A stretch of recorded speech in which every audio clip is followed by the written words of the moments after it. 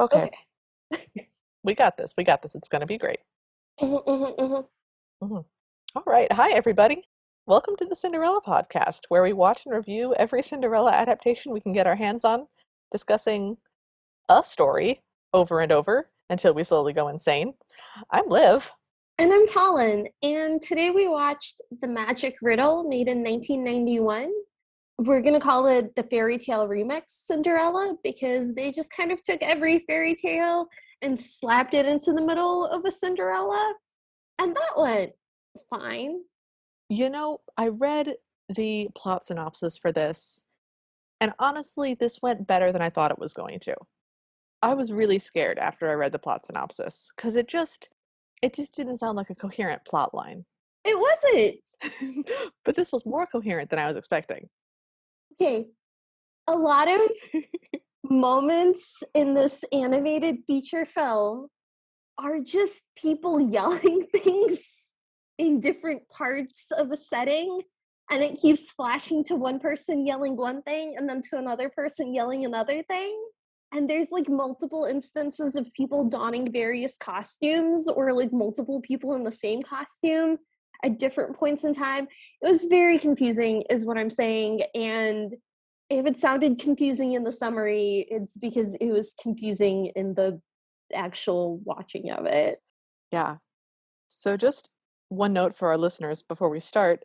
This movie will have the seven dwarves, Pinocchio, grandmother, a stepmother and two stepsisters, a prince, and Cinderella. Cinderella, the two stepsisters, the stepmother, and the grandmother are all voiced by the same person. Yes. The seven dwarves in Pinocchio are all voiced by the same person. The prince alone has a solo voice. And they do a really good job. The voices are quite distinctive. I was able to tell who was who. So whoever was voice acting did a really good job doing different voices. Okay, like, yeah, they were different voices, but each voice was more annoying than the last. And the way that they differentiated them is by going like this for one of the people and then going like this for another. My point is, like, yeah, I can make myself sound different too. That's not the hard part of voice acting. I was impressed that they got that far. Okay, we got to start because we got to finish. Okay, so first of all, we watched this on YouTube, and it says in the description of the video that it's a rip off of VHS. And I think that's amazing. And I just wanted to share that with all of you. It was pretty great. It brought back a lot of memories. I haven't watched this before, but just that feeling of how bad VHSs were. So we start with what I have described in my notes as a psychedelic portrait song, in that there is a portrait of like a grandmother and a little girl, and there's a song about being a little girl and then growing up and becoming a grandmother, and all of these fairy tale stories that she used to love hearing her grandmother tell her, she now tells them, but she gets a little mixed up, and then she mixes up a bunch of fairy tales in the other songs. But at the end of it, she goes, I don't care what the others say, my fairy tale begins this way. And then our story begins.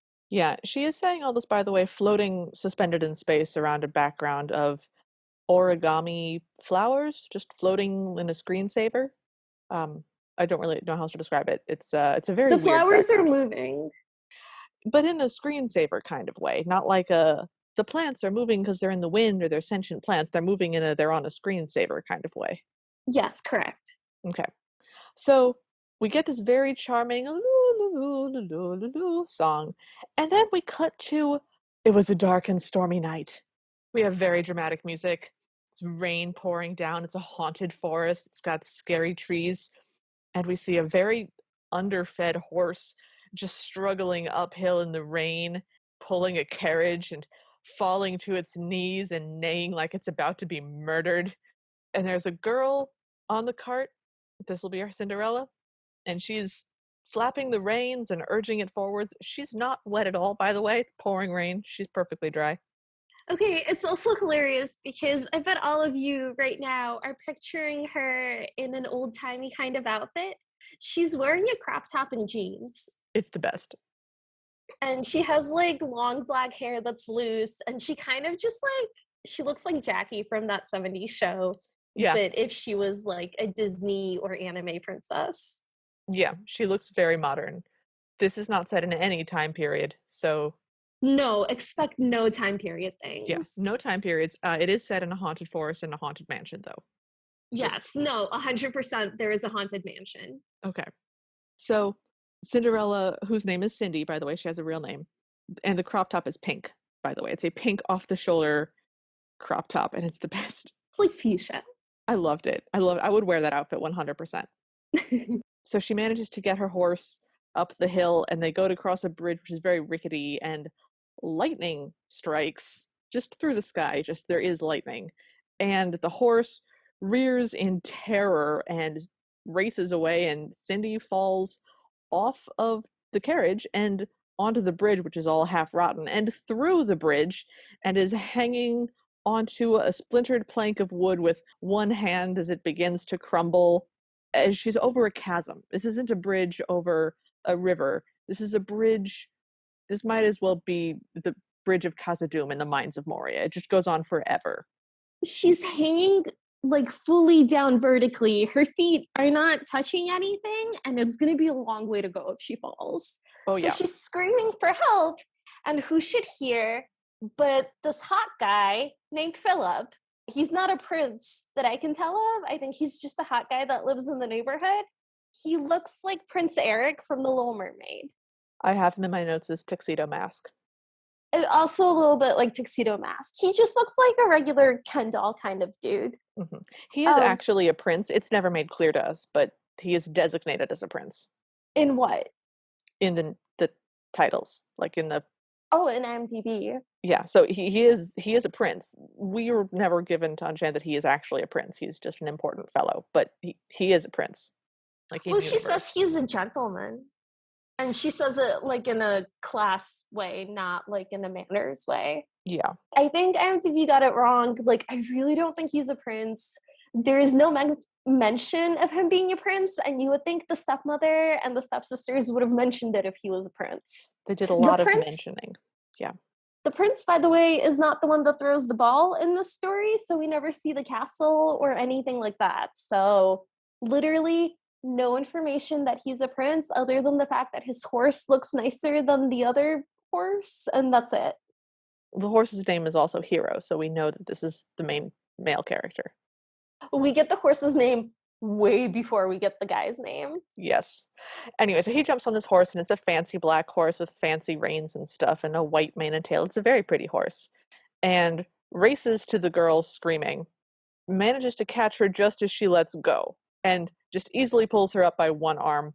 I'm just saying that would have absolutely dislocated her shoulder and probably pulled him in too. I mean, I don't mind it. I think as far as like first interactions go, that's very dramatic. I'm kind of into it. It's fine. It's a weird way to start a Cinderella, but it's fine. Oh my god, I keep forgetting this is a Cinderella. The movie forgets too. You're not alone. So her horse is still scared and runs away, pulling the carriage. The prince jumps on his horse to chase them, and there are all sorts of antics of him catching horses and getting on them. It's very Legolas like. It's a lot of antics. And He jumps onto the gray horse that belongs to Cindy and like pulls the reins back to get it to stop running. And it's like, it's very cool. And then he says something that's even cooler. He gets back to Cindy and he goes, "Here's my coat. Go home and I'll sort out this mess." oh And yeah. and my heart just kind of was like, "Oh, okay." Oh, someone who's doing chores. I love this man. Oh, there's a problem and like you've got it and I don't have to do anything. Great, great. You do this? I am gonna go home actually. Thank you. Fantastic. Cindy is gathering up chickens who have gotten loose and a blue duck.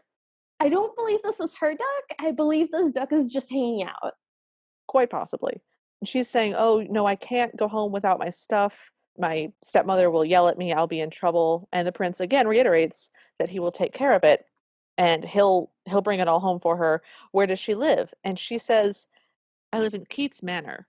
And Philip goes, "The widow's house? Dun dun dun." It's amazing. It's so good.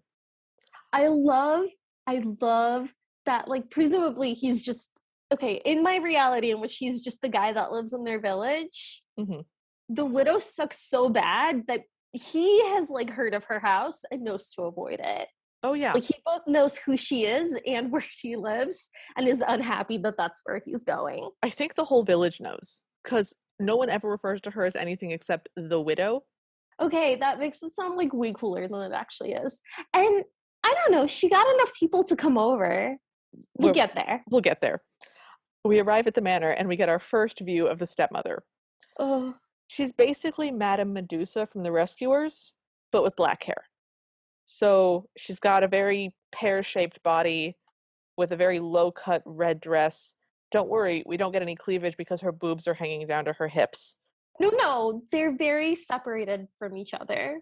Yes, but very low. They are very pendulous breasts. What I mean is, we do get quite a bit of cleavage. It's just not like a line Ah, between them. It's the entire expanse of her chest. yeah, they We spend see a lot of chest, yeah, a disturbing amount. We also see an incredibly disturbing amount of her underwear.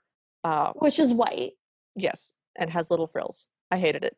She has black hair that's sort of in two pigtail triangle things. She's just got triangle hair.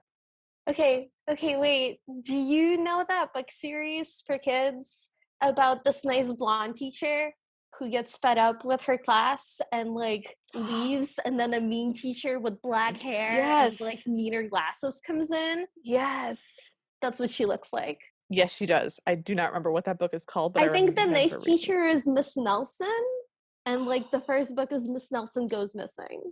Okay, the mean version is Viola Swamp.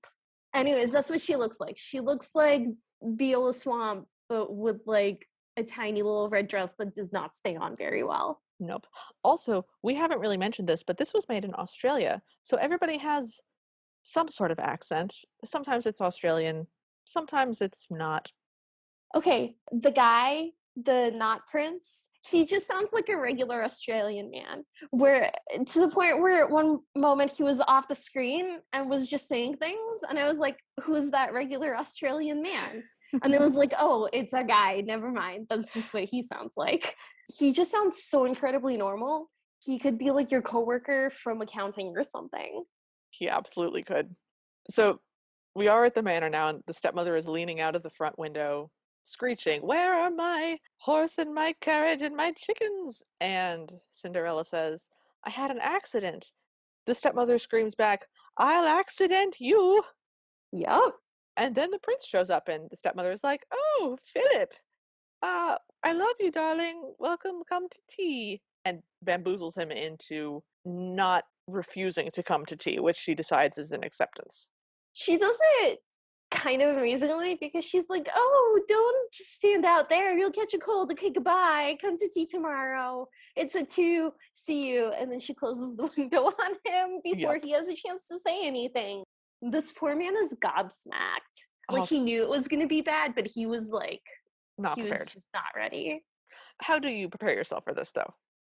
I Honestly, we didn't. I'm still not prepared. Nope.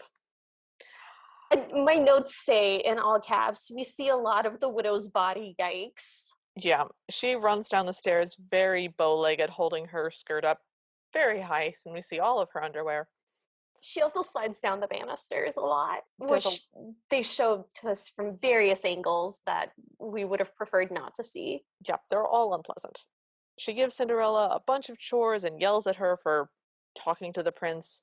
And every time the stepmother gives her chores, there are antics because there are a lot of animals in this Cinderella. And by a lot of animals, I don't mean there are a bunch of mice or there are a handful of dogs. We have two bully breed dogs that are the stepmothers called Hansel and Gretel. We have a cat, we have three mice, three pigs, a cow, two goats, several sheep, several horses. Did I say goats already? They all get FaceTime too. They're not just like just farm animals in the background. Like they're Mm-mm. characters that do things and like make sounds at us for some reason. Yep. The There's all ducks are all individual characters. the chickens are all individual characters. And we Uh, haven't even gotten to the dwarfs plus Pinocchio. yeah. So every time the stepmother gives her chores, there's antics because the dogs chase the cat who knocks over the milk, and the milk lands on somebody's face who slips and crashes into the thing, and that dumps. Just it's that. It's that, and it just goes on for several minutes, and we get that series of antics a whole bunch throughout the movie. We also get our first glimpse of a confusing pile of green balls that just look like volleyballs, but they're green. And I was trying to figure out what they were because, well, they can't be watermelons. That doesn't make Making sense. Who would have sense. that many watermelons? So it's cabbages. There's Okay. just balls of cabbages stacked in the kitchen, and they keep panning to these balls of cabbage. And she does a lot of chopping of cabbage. And I know that this is dumb, and I know that none of you listening care, but you just don't understand how much cabbages were on screen for how long. And I need to share this experience. Like, I need to connect on an emotional level, and you just have to deal with it because I had to deal with it and I didn't like it. No. In a few minutes, we get Cinderella singing a chore song. There are multiple musical numbers in this, by the way, dear listener. Did we tell you how many musical Oh my numbers there god, are in it's so this? many. It was so many. It was so many. But in one of them, Cinderella is chopping cabbage, and she is dicing cabbage into fairly thin slices, and she's pushing it off the table into a rain barrel, a big barrel, like you would get whiskey in, like one of those big barrels. Mm-hmm. And we see it later, and it's full of little cabbage slices. What? Okay, so here's my theory. As someone from a Slavic background, perhaps Cindy is just like marinating it, Is she just like making it's like, pickled, like it's gonna be pickled cabbage. okay, You could feasibly pickle quite a lot of something in a barrel. People do that. yeah, okay. I guess now I'm equally upset about the concept of that much pickled cabbage, but I guess, That is roughly the amount of pickled cabbage that I would like to eat. wow, okay. Now I'm upset about a lot of things. But we do get a chores song now. This is our first song. The chore song is in part coming from the animals. So Cinderella's doing the thing. I'm sorry, Cindy, where she's like, "Oh, Cindy, do this. Cindy, do that." And then the animals chime in, singing like, "Oh, Cindy, do this. Oh, Cindy, here's another chore." But I mean, when she sings it, it's obvious that she's mocking. But when the animals sing it, it does sound like they're telling her to do things, and I found it really off-putting. Yeah, there's also a squirrel actively singing in this song, just in case you wanted more animals. So the song blessedly ends, and Cinderella starts to cry and says, I don't know why she hates me. And we cut to a view of the stepmother in her bedroom, staring straight down the camera, and says, do you know why I hate her? I really enjoyed that. That was Me a really too. funny cut. It was great. And then she begins to sing, and the song is Because I'm Mean, Mean, Mean. It was an amazing song about being mean. The song goes from like being like, "Oh, I'm mean. It's great to be mean. Do you know why I'm so mean?" And you think that she's gonna say a reason, but instead it's because she's angry. And do you know why I'm angry? And then you're like, okay, it's gonna be another fake out. But then she's like, because I can't find a piece of paper and it's about this big. And she mimes like a regular letter size piece of paper. And I'm sitting here like an idiot. Like, is that a metaphor for something?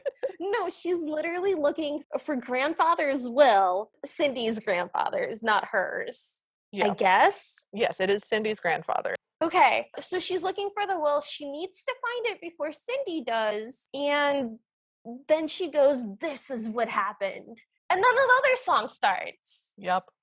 So this song explains that while the stepmother has not seen the will, she's positive that Cindy will be the sole beneficiary of the house, the land. The house, by the way, is just the Addams family house. It's straight up haunted. It's falling apart. It's in a haunted forest. It It is is like a Victorian house. with the appropriate scary music behind it. It's also kind of falling apart a little bit. Whatever Cindy is doing, it's not enough. No, no. So the song is just listing stuff that Cindy might get in the will. We see a whole bunch more of the stepmother's underwear. Mm-hmm. So she's lamenting that there's going to be nothing left for her, nothing but stale bread and misery and winter and poverty. As she's dancing through the house, we see her daughters for the first time. They're sharing a bath, a bubble bath. And just to be clear, they are the same age that you would expect the stepsisters to be in a Cinderella, like old enough that they're into the idea of marrying a dude. They're also both clearly naked because they're in a bubble bath, and we get bubbles over the appropriate body parts when they occasionally exit the bath They move a lot. Like you see like a lot of skin. with a lot of very strategic bubbles, which makes it worse There's a somehow. very strong impression of nudity, and they didn't like it. Yeah, I would much rather just have the nudity. And you know what? You know what? People can bathe however they want to bathe. It was so much screen time, Yeah, and I didn't like thinking about it. no. The stepmother then also dives into the bathtub with her two grown naked daughters, She's still wearing her red dress though. still singing, and she's turning bubbles into dollar bills, talking about how much she likes money. And then we segue straight from this song to another song about how she wants the best for her daughters and nothing will stand in her way. And this is the Where There's a Will, There's a Way song. I think it might be the same song, just veers in a wildly different direction for a stanza and then comes back to the same chorus. It might, Maybe. I don't know. But it ends with a cute little mouse with a little bed in the drawer of a desk, just pulling a blanket over itself and going to sleep. For no reason. This won't ever come back. It doesn't matter. Yeah, like we don't know this mouse. Nope. But it's adorable that it's sleeping in a little drawer. And it made me happy. So the last thing that the widow sings is that she's gonna find the will and Cindy will never enjoy it, which by the way is not like how wills work at all. No. So Cinderella is doing chores and it's very late and she's very tired and she's just chopping more cabbage into a Cabbage! barrel. Just more cabbage into this barrel. And there's so many cabbages left on the counter. There's genuinely at least 15 heads of cabbage on this counter. One of them falls off and the cat starts to play with it, which was adorable. And then the cat puts it back into the barrel for Cinderella. So they're going to eat that later, I guess. Yeah, this house isn't real big on hygiene. Unless they're feeding the animals the cabbage. But you would think you could just toss them the head of Yeah, cabbage. you wouldn't need to dice it up that fine. I mean, Anyway. we should call this the Cabbage Cinderella. It also works because every time we pull back a leaf, there's another one. There's another one. So anyway, Cindy falls asleep on the floor, and we get like that it's midnight, and there's all these creepy shots of the house, and then we see the nice grandma from the intro, Mm-hmm. and she comes in to the house, and she goes, "Oh, poor child," and begins to sweep up and do the rest of the chores, including chopping more cabbages. One of the stepsisters, her name is Eartha. She looks kind of like Peppy Longstocking, but with a big nose. That's what I've got in mind too. So she's got the braids and she's got these green and yellow striped stockings and and freckles. freckles. Yeah. Freckles. Yeah. So she wakes up and she kind of sneaks down and looks in and sees Grandma's cutting up cabbage. And Grandma goes, "Oh, you must be Eartha. Oh, and you're so pretty." And it totally works because Eartha's like, "Oh, okay, hi, who are you?" And we find out that this is Cindy's grandmother who used to look after you girls when you were little. But then the widow sent me away to live in the forest, where I live with 7 little dwarfs carved by grandfather. Cindy Don't. doesn't know anything about this, so please don't tell anyone. Yup. That's what happens. That is the information we get in roughly that amount of time. Mm-hmm. I wanted to put in one little note. When Eartha sneaks up on the grandmother, she's holding her broom like she's going to murder her with it. It's this film that you get in a slasher movie of someone sneaking up and someone going, "Ah!" It was great because grandma is the one that goes, "Ah!" But she's literally holding a knife. She's literally holding a knife because she's cutting cabbage and Eartha is armed with a broom. And I really wanted there to be a knife fight. That would have been incredible if they Yeah. just like Kill Bill style Yeah. had a throwdown. Oh, phenomenal. Chef's kiss. Perfect. That's not what happens. No, not at all. Nope. So Eartha goes, "Oh, I would never tell Mother," and then she giggles, and I guess she is gonna tell Mother. But I don't know that she does. I don't think she does, actually. I don't think she does. So Eartha is the nicer stepsister. Bertha is the mean stepsister, and she's blonde and fat, which you get a lot of fat jokes. Don't love that. Eartha is just an agent of chaos this entire time. She will participate in shenanigans. She will give useful advice. She will instigate stuff. She will cover for people. She will tattle on people. Eartha is baffling. She's chaotic neutral, just true neutral. She has very Loki energy in Yes. the sense that you're like, I'm pretty sure she's on Cindy's side, but also she possibly just betrayed her, or it could be part of a greater plan. I can't tell at this point. Yeah, she is the Loki of this Marvel universe. Which means I guess Bertha is Thor? Yeah, that checks out. Yeah. Buff but stupid, yeah. um, so then it's the morning and all the chores are done, and the widow's like, but that's impossible. That's too many chores. Somebody help you. And Cindy's like, no, I did it all by myself. Well, what she says is no one helped me, but she fell asleep knowing that there were chores and there are now no chores. So, what does she think happened? I think she doesn't remember falling asleep, or she did one of those where you dream all night about the work you have to be doing Oh, things. yeah. I think she genuinely is like, yeah, I guess I did all of this. Oh man, that makes sense. Cool. That's canon. I buy it. So anyway, the widow's like, obviously you can handle more chores, and she gives her more chores. And then Philippe arrives. Is it Philippe or Philip? It's Philip. It's spelled Philippe. It's a very fancy spelling, but it's just It's so pronounced fancy. Philip. So Philip arrives on his black horse, and he can hear like commotion from the street because everyone in the household is helping Bertha get dressed. And then Philip just kind of walks into the house. So we keep getting flashes of them trying to get like a corset tightened onto Bertha. Mm-hmm. And Philip just like walking through the house until he walks into the room that they're in. And they're like hijinks, and she ends up falling on top of him while still undressed, and then she kisses him a lot, A and lot. then she crawls away on all fours like a giant baby, and we see that she's in her underwear. Which is very diaper-like, adding to the baby aspect. It was truly horrendous. I guess the stepmother takes the prince back downstairs. What happens next is Cinderella is continuing to try to get Bertha ready, and Eartha is helping with hair and combing and powder and stuff. Okay, And Eartha is not helping. She dips a perfume bottle into a fish tank and then sprays her sister with fish tank water. that's what happened. Okay, that makes more sense. I was typing as fast as my little fingers could go, guys. So what's happening is Philip is sitting in some sort of sitting room with the widow, Mhm. and she's like talking to him.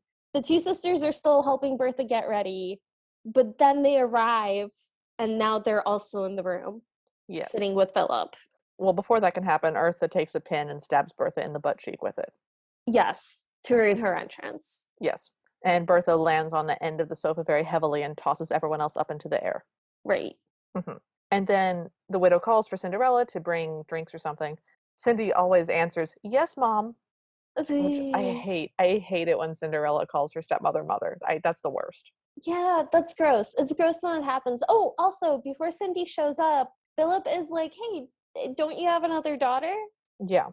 And the widow goes, no. And then she's like, oh, Cindy. Yep. So that's a nice little horrific disconnect there. Yep. But I do like that Philip's asking about her. Me too. I thought this was a very nice prince. I really liked that he likes her. I really like how much he likes her from right away. I don't know. I really like this prince. I thought he was really good. I thought he was great. And I think I'm already on the record as believing that anybody who's like, hey, your family's crazy and I love you and like it's okay. Yeah. I'm always a big fan of that. I think that's a very romantic gesture. Also, any prince who's like, "Oh, I see that you are overwhelmed and struggling. Allow me to do this for you. I'm on board." That's really helpful. Yeah, he's genuinely like very charming, actually. Yeah, we like Philip. Philip is good. Philip's great. So Cindy is bringing drinks, and Bertha kicks her or trips her under the table or something, and the glass pitcher flies up and lands on Eartha's head, and her head gets stuck inside it. I only mention this because this is the first of many times that someone's head will get stuck in something. This is a running joke with this movie. Yeah, and they animated each time like separately, and sometimes it's like a clear picture, and sometimes it's like a bucket, and it's just a lot of things. They did They not just reuse their animation. It is fresh and horrible each time. they just drew that every single time. Whose job do you think it was to come in every day and draw somebody's head stuck in a pitcher every day? I do want to say that the animation in this is actually like very good at a lot of times, Mhm. especially the way that they depict backgrounds. Oh yeah, the backdrops are All of the gorgeous. architectural interior shots were very, very cool. And there was a lot of visual interest happening. And like every time they ride through a forest, there's all these like woodland animals like jumping over ravines and stuff, or like slowly looking at the camera. Yeah, And like it's very beautiful. not just like deer, guys, because I know you're thinking just, okay, a deer, a squirrel, a rabbit. No, a pheasant. And a moose. There's a moose. Yeah. Yeah, no, the backdrops had a very Beauty and the Beast sort of, again, it's early 1900s, God help me. Early 1990s feel where the backdrops are just gorgeously animated and illustrated. So it was really pretty to watch the background. As upsetting as the animation is for the widow, Cindy looks like very beautiful. She looks like a little Disney anime girl. Yeah. I didn't like what they were doing, but the technical animation was really quite good. Right, which is why it's like all the more baffling that they only hired three voice actors for this feature length animation. Maybe they blew their entire budget on illustrators and animators. Oh, yes, that's what happened. And they had to get like a friend, someone that owed them a favor, and like the new intern that they caught in the lunchroom having lunch. Yep. And we're like, you can do voices, right? Sure. Great. Fantastic. Yes, sir. So, unfortunately, we get another song now as the widow urges her daughters to show the prince their new dancing skills, I guess. This Um, is one of those songs that's literally happening in universe because we see the widow get up, walk over to a piano, tell the girls, do your song, and start playing piano. And so these adult women are doing like a little dance and song skit for the guy they both want to marry, I guess. in their living room. This is another sisters, sisters, we're so sisters, sisters. Bertha spends a lot of time running Bertha down in this one, and there are lots of fat jokes about how large Bertha is, which is not even that fat. She's just genuinely very stocky. I mean, it's such a silly looking cartoon that it's hard to say what a normal human body is supposed to be. Because in terms of how upsetting something is, the way that the widow's body is animated moving, Oh, so upsetting. so upsetting. Just so upsetting. Oh, so much. So like how am I supposed to look at that, which is like this weird spider creature cavorting, and then look at someone who's like a normal human shape and be like, oh yeah, that's bad. Like I Yeah, don't understand what I'm supposed to do with that. yeah. This is also one of those songs where the stepmother sings part of it and then the girls sing sort of a different part, a semi-different melody, and then they decide to overlap the song so they're all singing different things at the same time. So the two sisters pull up Philip, and they each have one of his arms, and they're making him dance with them. Hmm. And the three mice that we saw earlier just come out and start mocking them, possibly, or just participating. Who knows? And then the girls notice the mice and they yell, and everyone falls. On top of the prince. Yeah. And then we move on Oh, to the farm animals. yeah. I've got this as cut to extensive cow milking scene. We spend So a we lot see of a time. close up of this cow's udder. We don't see all of the cow, we see Nope. all of the udder. They put a lot of time and effort into getting this from an angle so that one, like each individual, is it Teat. still teat? Yep. Great. Love to say that.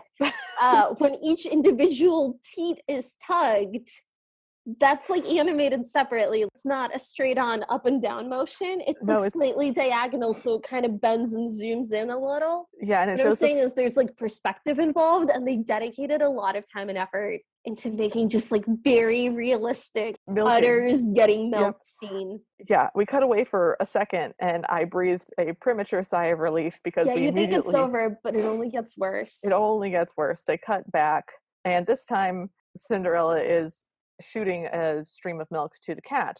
But they animate it so thoroughly. Okay, she's kind of done milking the cow, but then she goes, "Oh, may I?" And I'm like, "What are you asking permission for now? Like, what do you need permission for now, Cindy?"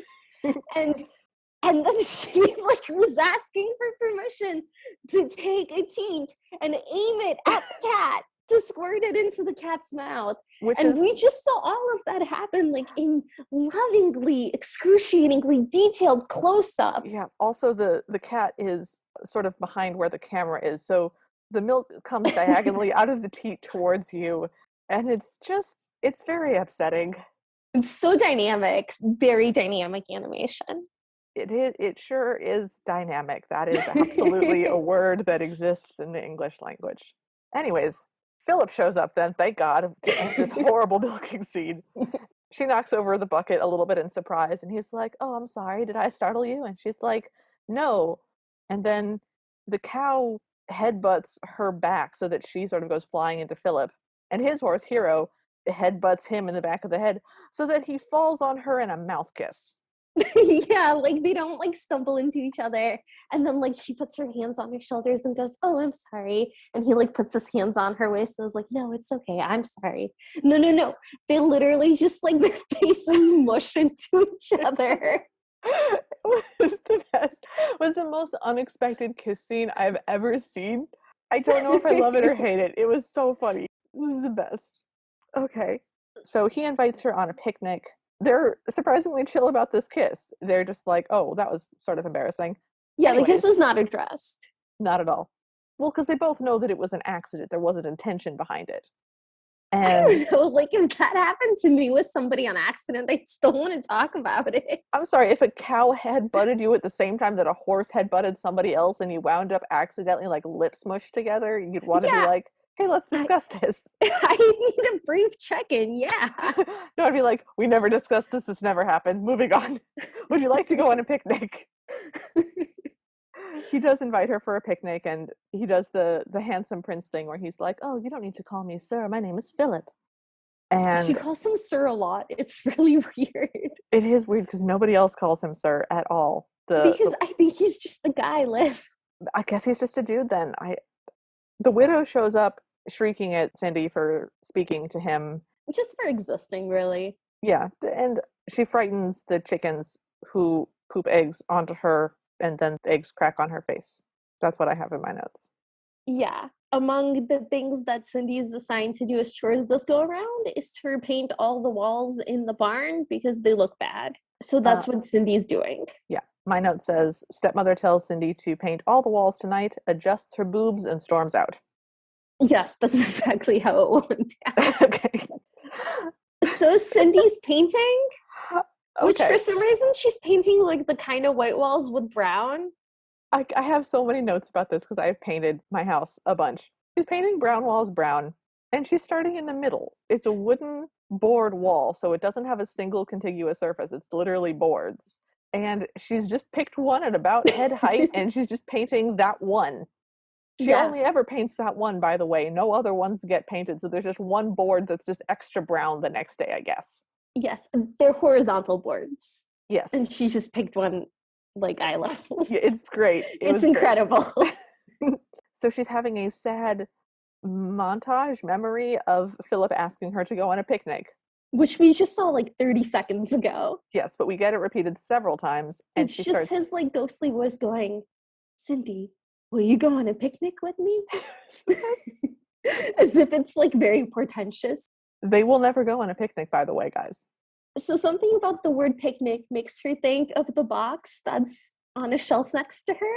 Yes. And it's like a cardboard box. I don't know what to tell you. So she takes it down and she opens it, and there's an intricate little wooden music box, and she opens it, and there's a couple dancing in a circle, like a little wooden man and lady spinning. Yep. Cindy goes, "Oh, I love to dance, Puss Puss." And that's a character beat, I guess, is that Cindy loves dancing. Yep. My note here gets real huffy because this music box wooden carved couple that are genuinely just animated like a music box at this point, just sort of spinning around one another, are it's animated. Two three-dimensional figures rotating believably. Yes. Is so much better than several of the Cinderellas that we've seen in this season and their dancing scenes with their prince. Mm-hmm. Oh, yes. Mm-hmm. So more romantic, too. More romantic, better animated, better drawn. I was a little bit salty about it. My notes get kind of huffy. But then it goes into an imagination montage, and little wooden couple becomes her and Philip, and they dance a bunch. So they're not exactly dancing. They're standing in a pose that looks more natural for dancing than when they were like a little wooden couple. And they are spinning around together a lot, but that's about it. We do see the dancing reflected in Cindy's eyes, which was a really cool shot. Oh, it was incredible. It was It was my beautiful. favorite shot of the entire movie. So let me read you my notes for 1 second. Yes. Then they turn into the prince and see, and are reflected in her eyes. So much spinning. Wow. Insect eye view. God, Jesus, ow. Kaleidoscope rainbow disco background. C is asleep, having painted exactly one board. That's just what happens. Okay, so what happens is they only have this one animated shot of Cindy and Philip spinning together. So they show it to us in like weird fractals of like little tiles of them doing it. And they show it to us in the diagonal line, and they show it to us in double vision, and they're just really making the most out of it. I mean, they sure are. At one point, it just kind of goes around in circles, and there's a rainbow background. But like a kaleidoscope rainbow disco ball background. Yes. It's I very also, by the shiny. way, have it listed as fly vision. Because it looks like insect vision. It's in hexagons. Yeah. It was an insane choice. It was absolutely crazy. It's bananas. Cinderella's asleep now. I guess she's fallen asleep in front of the now stopped music box. And the grandmother comes in again, and Eartha sneaks down, and we're getting is background music. Bum bum bum bum bum bum. It's great. It's wonderful. The stepmother also wakes up and also sneaks down. The stepmother falls down the stairs. Eartha hears the commotion and hides. And the widow is very mad when she sees that the grandmother's there because she's peeking through a keyhole. And she goes, I thought the old hag was dead. Which was incredible. Yeah. So she sneaks up behind her, but steps on the cattail. And there are it's just an incredibly long scene of antics. I could tell this was going to be a lot, so I wrote down the sequence of events. So what Okay. happens is the widow sneaks in, she steps on the cat's tail, grandma upends her bucket onto the widow, with the bucket ending up on the widow's head. Cindy wakes up and runs into a different room because she thinks that there's a ghost because the widow is covered in suds, and that's very scary. The cats and the dogs run around. The widow smacks into a wall. Cindy hides under the bed in a bedroom, presumably her bed, but Eartha is already hiding there. Eartha explains that it's grandma actually, not ghosts, and then she has to explain who grandma is. And then she tells Cindy to get into bed and pretend to be asleep. She'll explain everything later because she wants to watch the show. And then she walks back into the kitchen, I guess, where the widow is chasing grandma around in circles around the table with a pot of water, and there's more animal antics running between them. And Eartha is just like loving it. She's so excited. She's laughing. She's having a really good time. And then grandma sneaks out while dogs lick jam off of the widow. I maybe missed something in the middle. You missed some stuff in the middle. Someone gets their foot stuck in a pitcher of water, and then the pitcher of water gets stuck on someone's head again. The stepmother this entire time is making sort of Scooby-Doo monster hands, where you raise your Like, hands I'm up and gonna you go, get you, I'm I'm gonna gonna get get you. you. Yeah. So we both just did that on the video called us now. Yes. So the cat knocked over a jar of jam, and the dogs are licking it off of her. The dogs are named Hansel and Gretel. Yes, I loved it. So the widow sicks them on the grandmother, but the dogs would prefer to chase the cat. The widow is now riding her dogs with one foot on either dog, like trick rodeo riding, and again gets her head stuck in another vase. Eartha is just dying. Eartha's having the best night. And then the stepmother is mean to the dogs, which I was not happy about. She sort of yells at them and they sort of whine and cower towards her. And she orders them to stay outside and to never let the grandmother back in. Okay, the dogs are actually really well animated. What's Mhm. that breed of dog? I think They look like a bully breed. they have those really pointed faces. Yeah. I know what they look like. I just don't know what they're called. Okay, I found a picture of it. Bull terrier. Yes, thank you. Yeah, so they look like bull terriers. Yeah, and like their faces are really well animated, and I also didn't like that she was being mean to the dogs, but they had these beautiful, dopey, oh no, I'm bad I'm s- faces. It's like guilty dog, but like dog that fundamentally feels loved and secure and knows nothing actually bad is gonna happen. it was really cute. We really like these dogs a whole lot. These dogs are real cute. So anyway, we're like not even halfway through this stupid movie. Was this the point where you had us stop it and we were only 30 minutes into this Oh my 90-minute movie god. and you almost cried? Oh my god, I literally had to take like a 10-second break where I just looked at the wall and just like breathed. Yep, we had to do that multiple times. More than 3 in this movie. Just we just had to take Yeah. a break. So, what happens next is Eartha is explaining everything to Cindy, saying, there's a grandmother and she lives in the woods. We get most of this from the point of view of the stepmother, who's listening to them through the closed door. Or those actual words are, it's a big secret. You have a grandma, which is how I want all revelations to be told to me.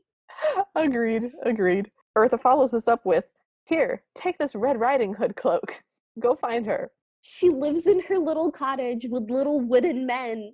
Oh, so this is the first time church is mentioned? Eartha goes, you should go visit your grandma while we're in church, Yes. which felt very weird to me. Church gets mentioned a lot in this in a way that will never pay off. Literally, people keep mentioning church. And I'm like, oh, do we go to a church at some point? Nope. No, Nope. nothing happens with church. We don't even get married in a church. We get married at the widow's house at the end. Yeah, weird choice. Anyways, so the stepmother, hearing this, cackles to herself and eats the jam that is still on her face. And then she goes to her room, cackling very menacingly, and says to her mirror, "Oh, silver bright reflection, oh, slimy clear perfection, come point the right direction. Give me a hint, a clue, so brilliant and so clear. Will you disappoint me? Never. I'll be your friend forever. Just tell me what to do." And the reflection comes to life and crawls out of her mirror like a horror movie, Mm-hmm. like a demon, Mm-hmm.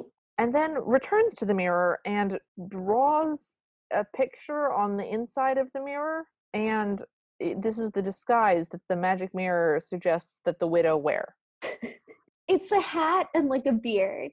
Okay. And it draws it on the surface of the mirror and then stands strategically behind it so that you could see what it would look like. And then because it's still like incredibly not clear what it is, Mm-hmm. the disguise then appears on the reflection for real. And I don't know why it didn't do that sooner, but it's just a big hat and like a big beard. And a big trench coat. Well, obviously there's a trench coat. Yeah. So the plot summary says that this is supposed to be a salesman costume. This looks like a this, Yes. this looks like a Hasidic Jew. This is a Jew costume, and it was uncomfortable, especially since she was a salesman. Like, I didn't like it. Oh, that's so weird. Oh, I Yeah, don't like that. That's yeah. uncomfortable.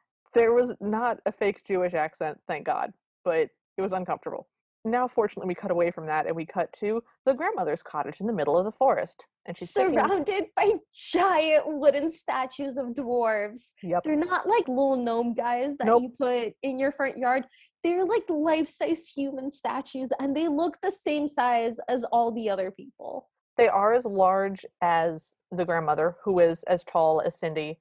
When Cindy first gets there later, she'll be the same size as the dwarves. When they stop being wood, they will start to be dwarf size. They will start to be half Don't height. spoil Whatever. I hate this.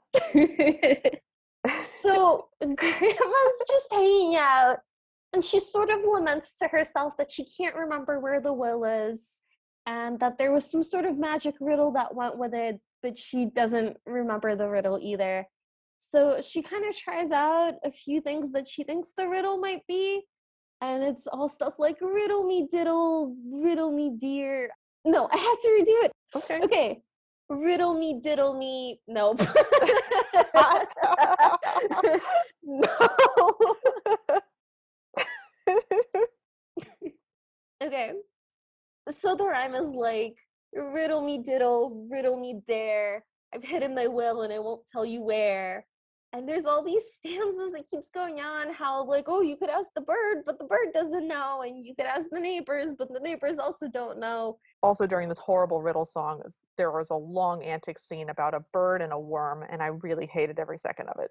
I didn't even write that down. I It was was like, if Liv doesn't get it, I don't even care. We're not going to talk about it. nope. Everybody needs to know there was a terrifying worm antic scene, and I really hated it.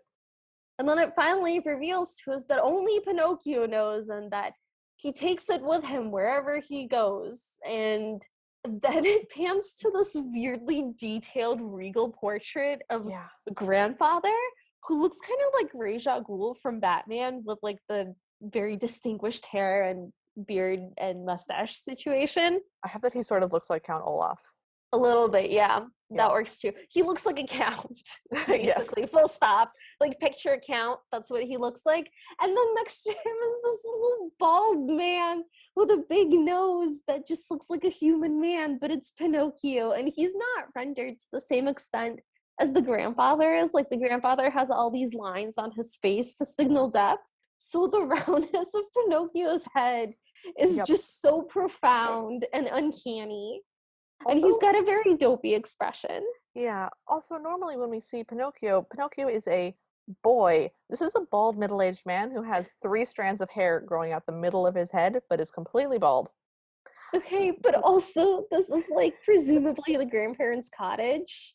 Yes. And there's not like a painting of the two of them together. There's just this her dead husband and his weird little puppet man on a desk that is covered in spider webs, and then the portrait's eyes come alive and wink at us. Yeah, for no reason. For that no doesn't reason. signify anything, but every time we see a portrait, the portrait is animated in some way, like it's Harry Potter. Yeah, again, this won't ever matter or mean anything. It's just an unpleasant thing that we had to watch. So then there's a salesman at the door, and the salesman is there to sell her a rocking chair. The grandmother's like, oh, well, thank you so much, but I don't need a rocking chair. And the salesman says, who is the widow, by the way, guys, it's the widow. It's very obviously the widow. Says, you don't have to buy it, just try it.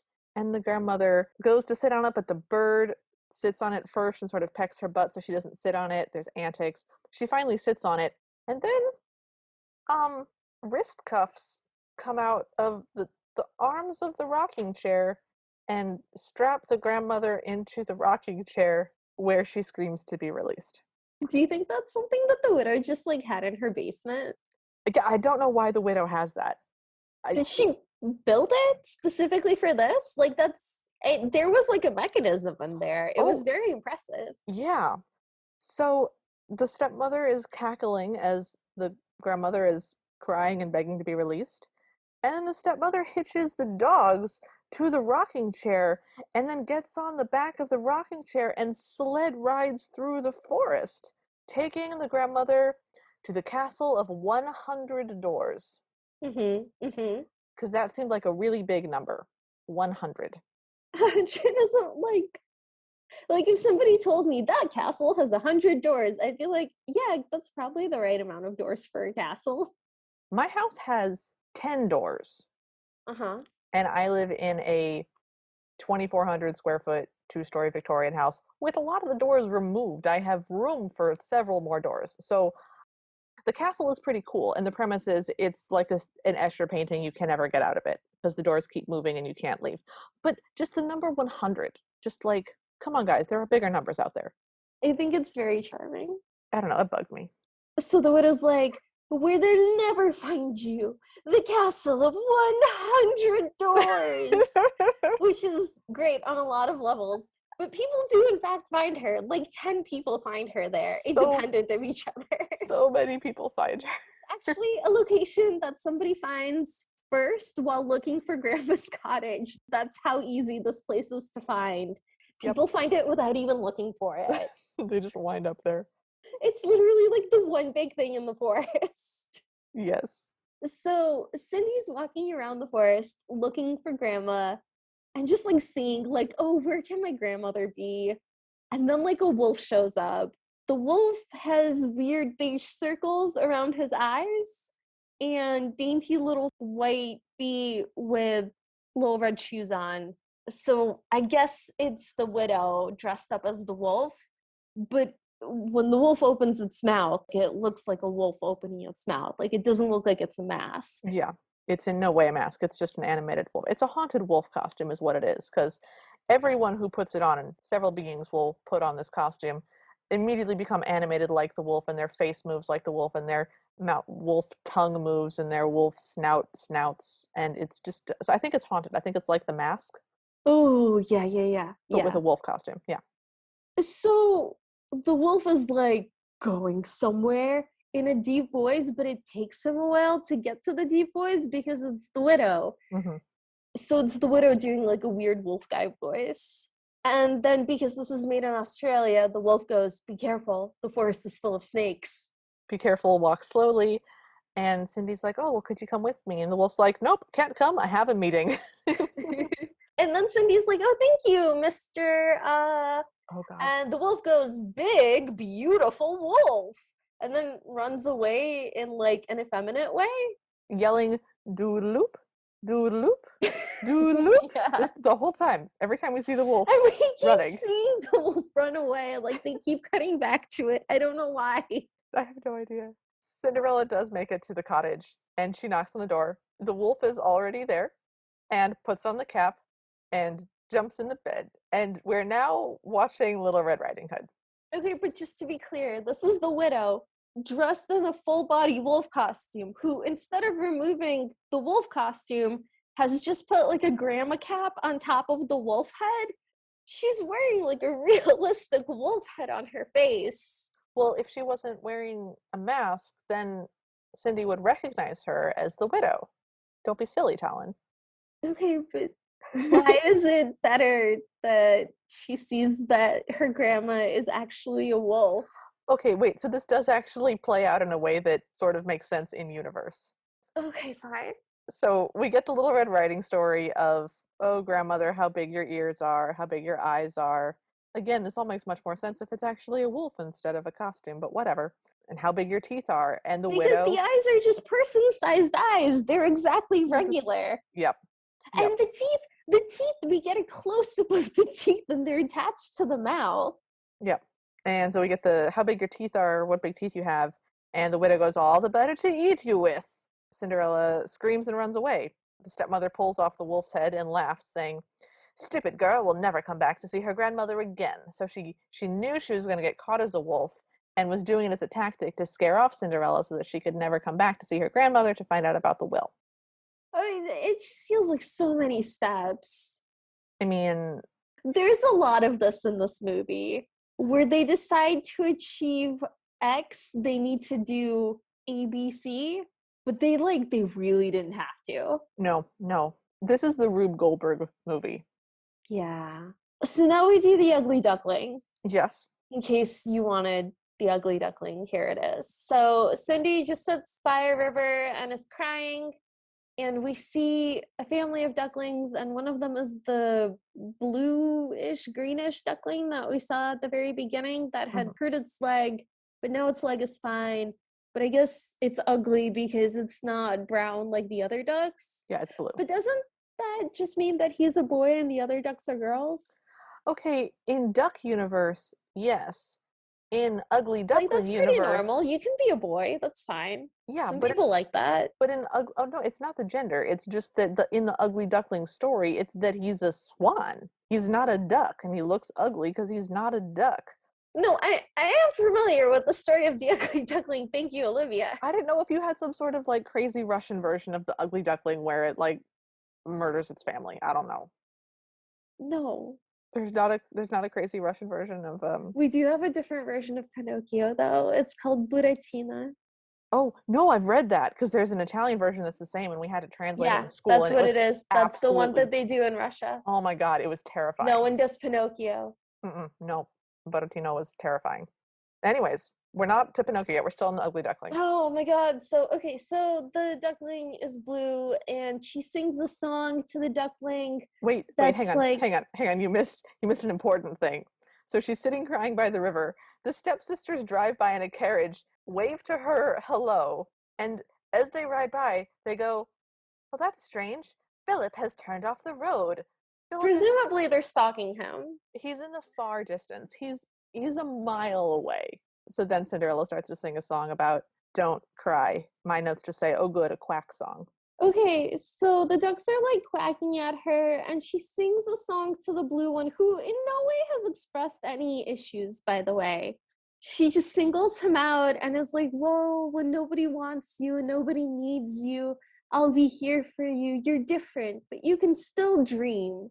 Yeah, Like, the lyric I got from that was, try not to cry, we're all lonely. yeah, it's I was like, just hold on. Jesus. it's just like a weird song that doesn't Make it any keeps going in different directions. Yeah. And But at the end of the song, the blue duckling is sort of snuggled up to its mother, and its duck siblings are all being playful with it. So this is not an ugly duckling story. It's just there for some reason. and then something truly bizarre happens. So good.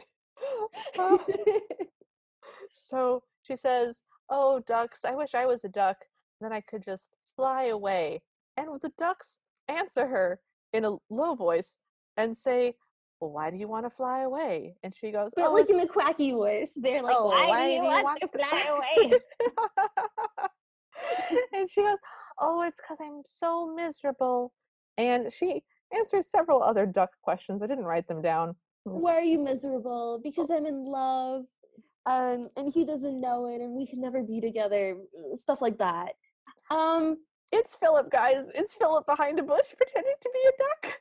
yeah, like it pans a little bit because the ducks are never quite like moving their mouths like they're talking, and they continue quacking throughout. So it's already a little weird, but then it kind of pans just a little bit over, and Philip is just crouched down behind some reeds, cupping a hand to his mouth, going, oh, who do you love, quack? It's the best. It was so good. Oh god, it was so good. So he appears from the reeds, and She's confessed that she's in love with Philip. yeah, and Bertha and Eartha sort of hearing this sneak back and watch them from a tree or something. Philip gives Cinderella a ring, and she's like, "Why?" And he sort of goes, "I mean, to think about me, uh, to think about us." It was a great moment of insecurity for the prince, and I really enjoyed it. I did too. I also love that his opening line to her as he comes out into the clearing is, she's treated you so cruelly, that horrible woman. Yes, the prince is good. This is a good prince. We like him. Yeah, I really enjoy that. I think it's nice that he's not like, a woman in distress. I will tell her I love her. Like, no, he's like addressing the fact that she's in distress first, and then he tells her he loves her. It's very correct. Yes. But unfortunately, the widow shows up now and apologizes to Philip for Cindy having bothered him and screams at Cindy to go home. And as she's leaving, the widow sort of hooks the prince around one arm and says, she's such a cunning, nasty little thing. You should keep away from her. And then tells him to walk with her daughters and pushes him towards the daughter. The ducks are losing their minds in the background. The ducks are levitating in fury in the background. And then the widow goes, oh, isn't it funny? I had a terrible headache and I couldn't go to church. At which point I have in all caps written, is there gonna be a church? Nope. Why? Nope. No. So Cinderella is crying in the barn now. Owls hoot sadly. Guys, there's so many animals in this. Mice chitter sadly. I want you to know, Talon, that I've spelled mice M-I-S-S. I spelled mice correctly. Sheep and cows are also sad, and the goats and a rooster is also sad. All of the animals are sad. Cindy goes, oh, what more can she do to me? And then two pigs come over to console her, and she goes, where's the third little pig? And now we're doing this instead. And a wolf emerges from the straw, acting like a wolf with sort of wolf voice and wolf antics and wolf animation. And I had forgotten this part in the synopsis, and so I'm like, I'm sorry, is the widow back in a wolf costume hiding in the hay? But no, it is the third little pig who has put on the cursed wolf costume And become a wolf. and become possessed with the soul of Loki. And then there's laughter at this, I guess. And at this point, Cindy realizes, oh, the wolf was the widow. That's so bizarre to me. I mean, yes, like she's right, but that's such a weird conclusion from finding a pig inside a wolf costume in your barn. Well, she clearly recognizes the wolf costume. what cracks me up about that line is that to me it sort of indicates that when she first rolls into her unknown grandmother's house and sees a wolf wearing a nightcap in bed, she goes, "Is that the widow? No, I don't think so." And then at this scene, she goes, "Oh, it was the widow. My instinct was correct." That's just what that scene implies to me, and it cracks me up. But then Cindy puts the mask on and snarls. This mask is cursed. This is a cursed costume. And Cindy just walks in a tight circle for a little bit, and then we get another very long song about the three little pigs. Okay, so the song is just the story of the three little pigs, but it drags on so long. You can't even imagine. It's the whole It thing. starts out with them being like new in town and there's no rooms for rent. And then they go to architecture school. Architecture school. And then, only then, do we get to the part where they build all the houses. Okay. And also, a little sheep dresses up as the wolf next and like does like a deep wolf voice and sings parts about the wolf who lived on Vinegar Hill and sold his mother for a $1 bill. A, I loved that. B, I love the fact that it is a sheep in wolf's clothing. Yes. Like, that just made me happier than it has any right to make me. I mean, the sheep is giving it its all. It's living for this role. It like read the assignment. It's super 1,000% into it. Mm-hmm. I now, at this point in my notes, have every story extraneous song is worse than the last. Yes. A thing that happens in this song is we get told that when the wolf tries to blow down the brick house, which it turns out is built in universe. It is a real brick and mortar home that has been built in the barn in the last 2 minutes. Yeah, like everyone's acting this out like it's a musical within the thing. All the animals are also participating and singing. But it turns out that this is really happening in universe. This is not just a mechanism by which we have to endure this. This is truly happening in universe, which is absolutely bonkers. Which also means that animals can't speak in this universe, or some animals can, so it's not weird that a duck was talking to her, maybe. Okay, it would just really make me feel more comfortable if we could establish in universe whether it is or it isn't normal for a duck to be talking to you. I agree. Because I keep thinking about it from the prince's point of view. Like, what is Philip's thought process? Like, is he like, I will pretend to be a duck as everyone knows ducks can talk? Or is it just like a dude in our universe doing a weird duck voice, asking you questions, and you interact with the ducks as though that is happening? Oh God, imagine how much worse that is though. Like if you're just in a universe where ducks talk, being like, I'll just pretend to be a duck because everyone knows ducks talk, that's totally normal. If you're in a universe where animals don't talk and you start to duck talk to somebody and they start to answer back to the duck, that I feel like that's a witch test. Like it's a more humane version of the "Are you a witch?" test. It was just weird. It was weird. I didn't like it. I didn't like his duck voice. Anyways. I didn't like that he was like all on all fours in the bushes doing it. We can't go back to the bushes. We can't. Okay, I'm sorry. It's okay. So anyways, at one point during this Three Little Pigs song, the wolf is trying to blow down the brick house and it says, the wolf went purple in the face, at which point the actual costume of the wolf turns sort of a palish purple, which means I think that it really is haunted. I don't think there's any way we can avoid this. Yeah, I think it just possesses you and you literally become a wolf. Agreed. So Eartha and Bertha, I hate that that's their names. Yeah. Eartha and Bertha are watching, and Eartha's kind of on board. She's like, someone's got to have some fun around here. Oh, yeah. But Bertha's like not happy that this is happening. So does Bertha make Eartha fake calling, like the widow's calling Cindy? Yeah, I don't know. Because Eartha's the one that does it. Eartha definitely mimics the widow's voice and calls for Cinderella. I don't know if Bertha makes her do that or if that's just Eartha's chaotic neutral showing up. Yeah, I think she's taking advantage of the situation to just like entertain herself. Quite possibly. So Cindy leaves and Eartha and Bertha knock over the very real brick house that was really built in the last song. And Bertha bangs on a pail and just for the chaos of it. Yeah, and the animals all panic and the pigs flee. The pigs run away. And that was their intent. That was the point. That was the thing that they accomplished it. We cut to Cindy and she's leaving the widow's room saying, I don't understand her. She calls me and then I get there and she says she doesn't want me. I don't know what she wants. And she goes to the kitchen And Bertha meets her in the kitchen going, pigs got away, na na na na na. And it's your fault because you left the gate open. And I'm going to It's tell so Mother. uncanny. It's so uncanny. She goes, pigs ran away. Pigs ran away.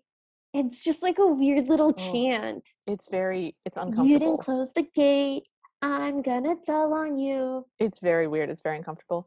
It's extra weird when you remember that this is like a woman of marriageable age. Yeah. Ugh. Anyway, So Cindy's um, like, but I didn't. That's not my fault. And Eartha goes, I know, but Mother will never believe you. So you have to run away to your grandmother's house in the woods. It's your only chance. And then Eartha starts to cackle, mhm. and the widow is very angry. Bertha's just riding a rocking horse in the background for no reason. And Yeah, the widow yeah. throws a tantrum that Cindy has gone or something and just starts destroying furniture and windows. And at this point, Talon and I go, oh, well, that's why the house is such a disaster. You keep destroying it.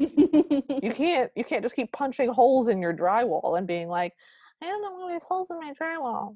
And also, instead of doing chores, your Cinderella is putting on like true to life performances of other fairy tales Yeah, like no wonder this with house is an all of the absolute. barnyard Yeah, animals. no wonder this is a disaster. So then Cindy approaches the weird cottage, which, just to remind you, is surrounded by giant wooden dwarves, Yep. which is the size of your average person. So Cindy kind of walks around calling for her grandmother, who's not there. And then she starts crying to the weird gnomes. Basically, she's upset that if she goes back, the widow's going to punish her. But if she stays, she'll never see Philip again. So she is in a Yes. quandary. Yeah, she's in a quandary. But how this like calcifies within her is it manifests in, oh, if only you were alive, you could all be my friends. And then her teardrops fall on them, and also she kisses one on the cheek, and he comes to life and goes, I'm alive. And then there's like a song about all the dwarves coming to life, and their names are things like Moody and Rudy and Funny and Loony. It's Moody and Oody and Funny and Rudy and Loony and Mitzi and Fitzy. Okay, I got like 45% of that. You sure did. I'm proud of you. I knew they were going um, to be crazy names, so I was like, I'm prepped. I know great, these are going to be bonkers names. No way are they going to do like Sleepy, Dopey, Happy, Grumpy. No way. great. And they're like, there's 7 of us, but actually there's 8 because look, there's Pinocchio over there. And there's a wooden Pinocchio who's also made out of wood, also the same size as the dwarves, but he's articulated like a puppet, so he has like hinges in his arms, and Mm-hmm. he's on strings. Yes. So Cindy kisses him on the head, and he also comes to life, and he's also flesh toned like the dwarves, but he still has like the ball joints, and he still looks like a puppet Yeah. made out of human flesh. Human flesh puppet. Yep. That's not a sentence I wanted to say today. So the dwarves are like, oh, Cindy, when you're around us, we feel 10 feet tall. And she goes, I love you all, but Grandma. And they're like, oh, yeah, Grandma. Everyone refers to her as Grandma. The dwarves decide that it's too dangerous for Cindy to come with them, so she's going to stay at the cottage with Pinocchio to guard her. And Mm-hmm. all the rest of the dwarves are going to go look for Grandma. Oh no, because they know that the widow captured her, which means that they are sentient wooden statues. Yeah, no, they're full on people now. No. But they knew that that happened as they were wooden statues, which means that they are frozen in some sort of always observing hellscape. I don't like that. Let's keep going. I don't want to think about that. Okay, so So the widow's eating cake and and she's cookies. and she's mad that she only has cake and that there aren't any extra cookies. Yeah, and she's decided that Cindy's hidden the cookies somewhere, so she tosses the cake over to the side. Bad move. Always go for cake, not cookies. Yeah, Like, cake is far. You can fall on whichever side of the cake pie debate you want to, but I think we can all agree it is superior to cookies. absolutely. Thank you. Okay. So then she comes across Cindy's music box and she throws it down and it pops open and she sees the 2 little figures like spin around and the widow goes dancing. Cindy loves dancing. That's it. And then honey falls on the music box and then the widow stomps on it so it's broken.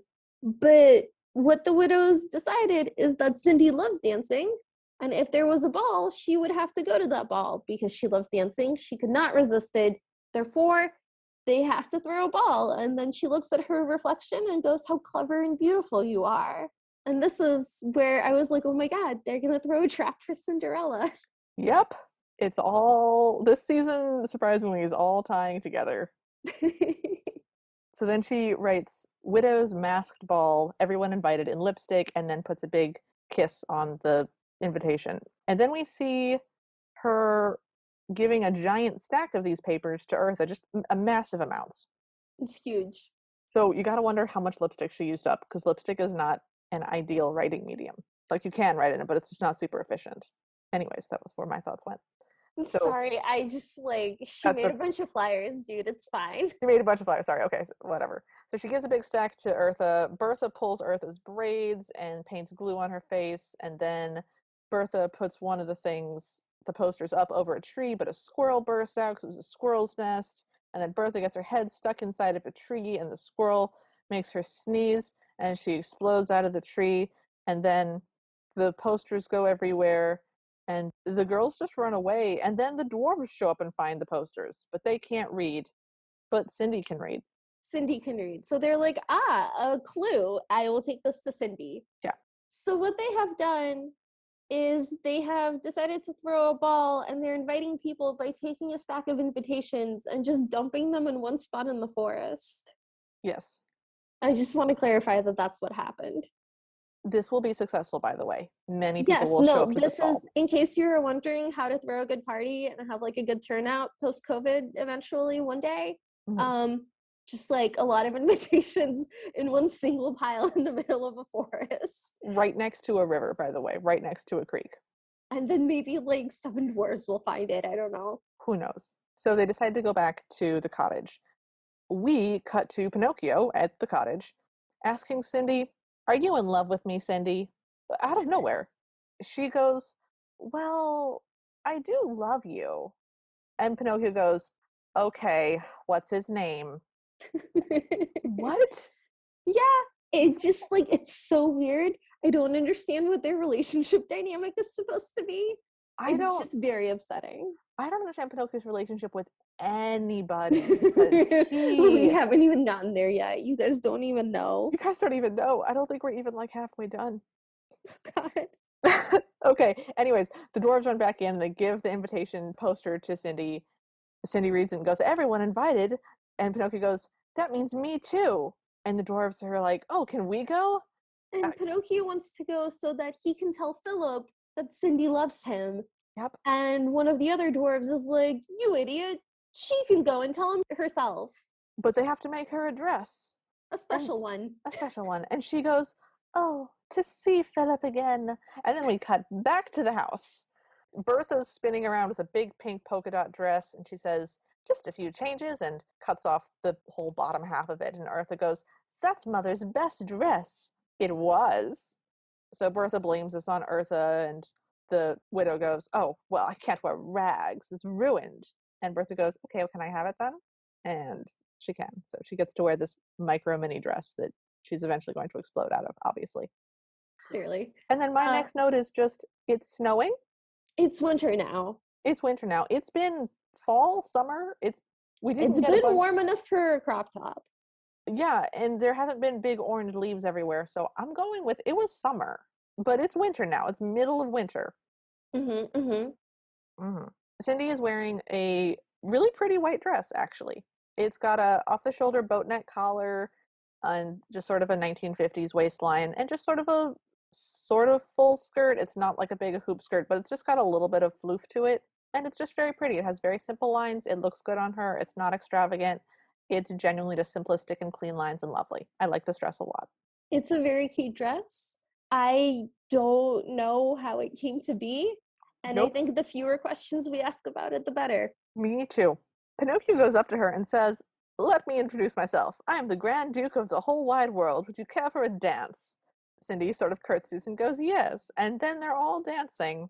By And the way, his nose does not grow, which means that it is able to distinguish between lying and joking. the implications of that. Oh God, I can't. We gotta move on. We I gotta can't. go. We gotta go. We gotta go. We gotta leave that thought Uh, behind. so Cindy and Pinocchio dance. He steps on her feet a little bit, which is when they realize that she's barefoot. She's been Although barefoot this presumably she's been she's barefoot this had whole shoes. time. No, she's Has been she? barefoot this whole Oh, time. I noted it earlier and forgot to say anything, but yeah, we never see her wearing shoes. She runs around barefoot the entire time, which means that her feet have got to be seriously rough. that's okay. That's okay. Their solution to this is to try on all the dwarfs' shoes on Cindy until Mhm. finally Pinocchio, who has the largest feet, apparently, Yep, offers his shoe, which are like green pointy like cloth shoes. it's amazing. And those fit her. So those are the shoes that she will be wearing to the ball. That was our shoe trying on montage Yeah, I guess it was. with many shoes in one foot. So the dwarves lead her outside with her eyes closed to show her surprise. And we were all surprised. It is a snow carriage shaped like a swan. It is so elegant and so beautiful, and just like the design is gorgeous. It looks both magical and like you could actually fit into it. I We was loved it. blown away. I was blown away until I realized how they were going to locomote this thing. So they give her also a snow mask and a snow crown. Remember, it's a masquerade. Yes. So they have given her a mask made of ice and snow. And she's like, but it's snow? It'll melt. And they go, yes, but it's magic, so it'll melt at midnight. Sure, sure. And that's So fine. So she gets on the sled, and then the dwarves attach ropes to the front and the back of the sled, and then they start pulling and pushing it like sled based on dogs. where they are standing. And I guess that the widow's house must be downhill, but later we find that the way back is also downhill. So So I'm not sure what's happening, but they're gonna pull and push it until it can slide. And mhm, then maybe it's just very hilly all around, and they're in a constant process of pulling it up a hill and then pushing it down the next one. I suppose It takes a lot of like the sparkle out of it. it really does. It would have been so easy to just hook up, I don't know, maybe one of the moose that we see to pull it. If there had been a swan snow carriage drawn by a pair of majestic meese, would that not have been the best thing ever?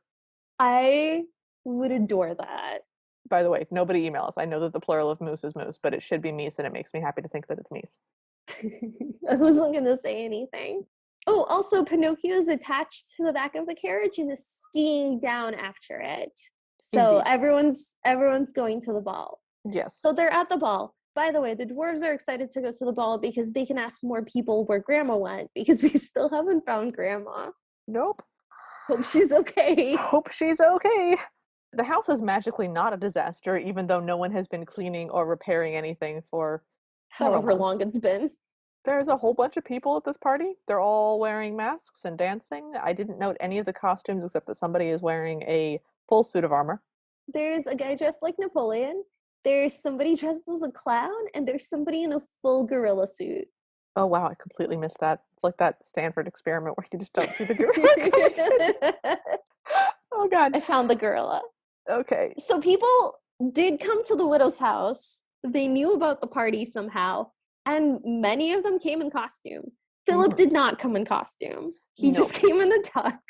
Nope. But we get this weird scene. So we see the dwarves standing next to a person of Cinderella's height wearing a pink off the shoulder crop top t-shirt and ripped jeans with no shoes and shoulder length black hair of the same hairstyle, holding a brown paper bag mask up to their face, like one of those ones that's on a little stick that you hold up to your face.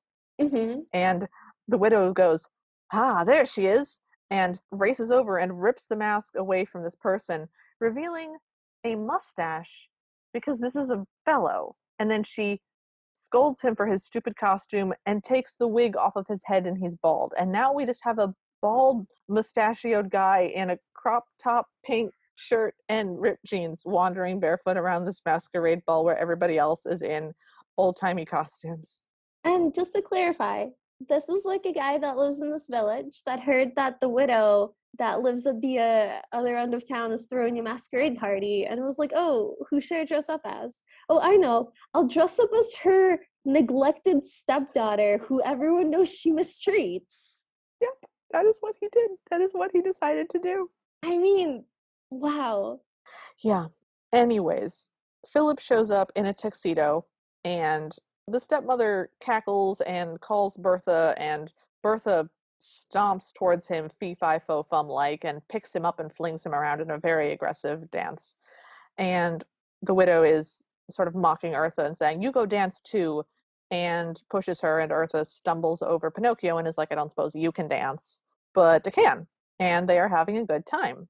And Eartha says, "You're a great dancer and very handsome." And Pinocchio Yeah. says, "You're very beautiful." And then Cinderella shows up, and people go, "Is that Snow White?" And Because she's wearing a white dress. That's what you say about ladies wearing a white dress. yes, but Philip is very observant, and he sees the ring on her finger, which, by the way, is this little tiny ring with this big heart-shaped red stone, I guess, in the middle of it. It's Okay, super clunky. if you're like a 10-year-old girl watching this, you're like, that is the ring of my Oh, dreams. absolutely. There is an age where that is peak fashion jewelry. Maybe 8. Maybe if you're an 8-year-old girl. Yeah, between 8 and 10. But he sees this ring and he goes, "Ah, it's Cindy." And then he detaches himself from Bertha and she chases after him. And through a series of shenanigans, her dress rips off of her. Yes. So she's wearing her like frilly, puffy underwear. And like her top is exactly the same color as her skin. And it's very upsetting. It's very upsetting because you can only tell by a very thin ruffle around her arms that she is wearing clothes. And so if they don't animate that, or if that happens to be off screen or covered by something else, she looks extremely topless. And it's, She just looks like a giant naked baby again. Again. again, yeah, So Philip and Cindy dance, and they're just having a nice time. And Eartha and Pinocchio are also dancing, and they're also having a nice time. Eartha notes that Pinocchio's dancing without any shoes and asks him if he always dances without shoes. And he explains that he lent them to Snow White, and Eartha giggles a lot. and his nose doesn't get bigger. I mean, that is who he was talking about. I, yeah, I suppose this is When he very, says Snow White, she knows who he's referring to. I guess. I think it counts as a nickname. All right, fine, fine. So the dance is done. The prince and Cindy bow to each other, but now it's midnight and she has to go. She goes, "I have to go." And the prince goes, "But why?" And she goes, "I just do." And he goes, "Cindy." And the widow spits out her drink and races after her. Because she did not put two and two together. And even though she threw this entire party to lure Cindy, she has not noticed Cindy there, Nope. despite everybody noticing Cindy there. Yes. And Cindy flees and she does lose her green cloth stocking shoe. Very Robin Hood shoe. Very Robin Hood. She gets in the carriage and the dwarves push the carriage away, downhill again, both directions. The widow starts just screeching about things and she's saying, "Oh, this is her shoe." And Eartha goes, "That's not her shoe. It's my dear Pinocchio's shoe." And then she takes it out of Philip's hands and just cuddles it to her face and holds it to her heart and then like just nuzzles it a lot. It's real upsetting. She Again, keeps doing it. the Oh, and the widow starts getting mad at Philip too, and she calls him a big ninny because he couldn't stop her. yeah, it's weird. We continue this the next morning. Eartha and the widow are fighting over who gets to take the shoe and go find either Pinocchio or Cindy. Somehow, the widow realizes that Cindy must be with Pinocchio at Grandma's cottage. And To which I have in parentheses, okay, I guess, with a bunch of question like, marks. sure, fine. She She calls, deduces it I guess, somehow. she has called Eartha stupid in the meantime, and Eartha stomps down the stairs going, "I'll fix you, stupid. We'll see who's stupid. Just you wait." Eartha runs to a stable somewhere, and Philip is there. So I'm guessing this is Philip's stable. Although all the animals that were in Cindy's stable are also there. So I think they just all like come is to it like, hang out to I, see what's happening who even knows? for the And drama. so Eartha rolls in and she goes, "Cindy is at her grandma's cottage." And Philip goes, "Where is that?" And Arthur goes, "I don't know." It was pretty great. It And was Bella's great. like, okay, well, like, who said that? And she goes, my lovely mother. Who else? And then Philip sings a song. And it's like a, I wonder where can she be kind of song where he's riding through the forest and there's all these animals. And that's where we see like a moose and all these deer and like a pheasant. And they're beautifully rendered. And swans, pheasants with like the whole long tail and thing. I have never seen an animated pheasant in my life. It was beautiful for no reason. For no reason. Just across the screen, just flap flap, we're in a forest. We weren't sure that the moose was going to cue you into the fact that we were in a forest, so we've animated a pheasant to make it positive. And then the song takes a weird turn because Philip keeps calling her the girl in the snow white dress, but like he knows it's Cindy. So Yes. he's like, oh, I'll never stop till I find her, the girl in the snow white dress. Where did she come from? Where did she go? There's so much about her that I do not know. Oh, the girl in the snow white dress. But like, it's Cindy. Like, you know, it's Cindy. Also, like, one of the lines is, "The moment I saw her, I knew I'd adore her." And I'm like, I mean, you already were into her. I'm so confused. I'm so confused about you Yeah, and your sense like, of object permanence. it's like they wrote a song for if they had met at the ball, but then decided to have them meet earlier, but kept the song in anyway. I guarantee you that is what happened. So we go back to the manor. The widow again casts a weird spell on the mirror, and the mirror gives her a very large nose, much like Pinocchio's, and a witch's hat. And then we go back to Grandma's cottage. Pinocchio is fighting furniture, saying, "Madam, I'll guard you with my life." A butterfly lands on Pinocchio's nose. He says, "Ow."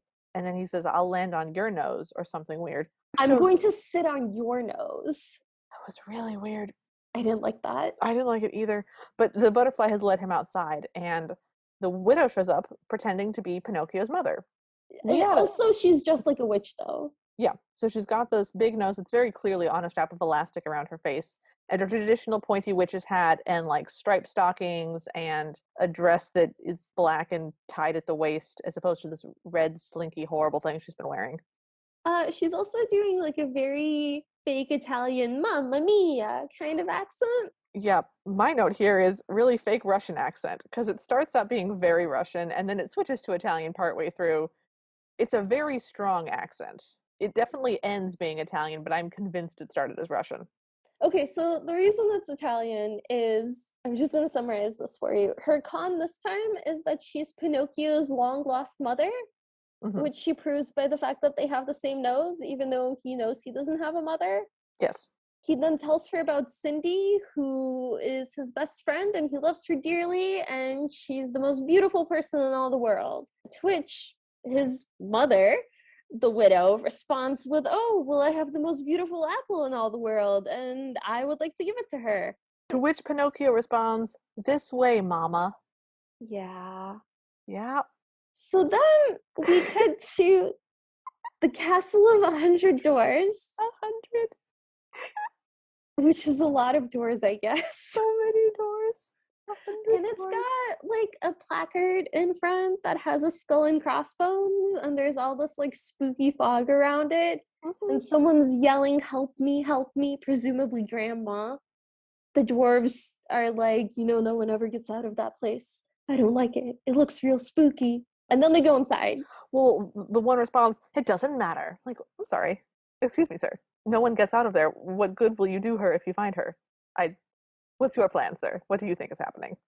Yeah, no, they just go in there. Yeah. So they go past the skull and crossbones flag, and they go into the final scene of the labyrinth. They're just in an MC Escher building with staircases. And they just wander around calling for Grandma as doors open and close and disappear behind them. Occasionally, one or two of the doors go, oh dear, which is the correct reaction. The whole thing is filmed very much like a kaleidoscope. The vision triples. Yeah, the vision triples and then fades over itself, and doors appear and disappear, but not in like a here and then not here kind of way, but in a here and then the next frame is moving over it kind of way. It's very trippy. It's very cool. Like, I actually have another note about the really high production values on the animation and how much I like it. Yep. But then, unfortunately, we go back to the cottage Mm-hmm. in which Pinocchio introduces his mama to Cindy. The widow offers Cindy an apple. And On a Cindy's string. like, oh, it's lovely, but we have lots of apples. But the widow insists, and the apple has like weird cursed green smoke coming off of it. So Mm-hmm. you can tell it's magic. It's on a string. And the apple is not to be eaten. The apple is for hypnotizing Cindy. And she does it with like a chant that's like hocus pocus, voodoo hoodoo, you do all the things they tell you to do, and it hypnotizes her. Yes. But Pinocchio keeps screwing this up for her by interrupting with like, "Well, hey, how is she supposed to eat it if you keep waving it around?" So She has to stop what she's doing and hypnotize Pinocchio, which she does, and she tells him that he is now madly in love with everything made of wood. And Pinocchio wanders around the room hugging chairs and brooms and begging them to marry him. Which she finds like very disturbing. Yeah, Which she I realize it's because at one point he grabs her broom, and presumably the broom is magic. Although I don't know that we've established that magic exists in this I don't universe, I actually. yeah, I have no idea. It's not even clear if this apple is magic or just has drugs on it, like just has chloroform on it. Yeah, you just don't know. So, Anyways, oh god, and then their apple shenanigans. so then there's apple shenanigans, and of course the widow brought like a bunch of apples in a basket, and they all get mixed up, and she needs to find the right apple. And Cindy and Pinocchio are both like helping her look for the evil cursed apple, and they finally find it, and they help her reach it by all stacking on top of each other. And then the widow does the spell again, and the hypnosis works. And then Pinocchio is like, "It's my turn, Mama," and he wants to do the spell too. And so he takes the apple and he does the spell on her, chanting the same chant, but he doesn't tell her what to do. She just starts begging for water for some reason. Yeah. In like this weird "I'm dying" voice. And she Yeah. pulls her witch's hat down her head so that like it rips through it, like she's in agony. So he runs to the well and he gets a bucket from the bottom of the well and he runs it on the rope over to his mother.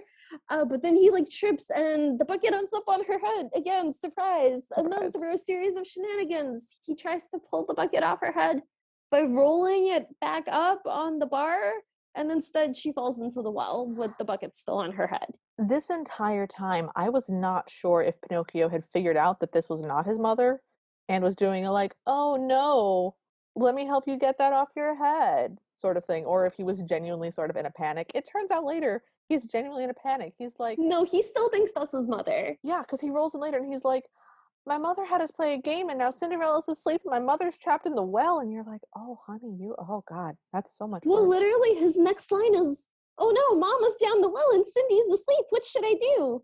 So he just runs down the street yelling the names of the dwarves. Yes, yes. So Philip is writing now, and he stumbles upon this castle, which has a very sort of abandoned Scottish castle look to it. It's very lovely. I like this castle. Philip, And by the way, just a reminder, is looking for Grandma's cottage. So, like I said earlier, this spooky castle where no one will ever find Grandma is actually easier to find than Grandma's cottage. indeed. So he goes into the castle because he hears now lots of people yelling for help and gets stuck in the castle with everybody else. My notes say Scooby Doo bit, but slow motion and not funny.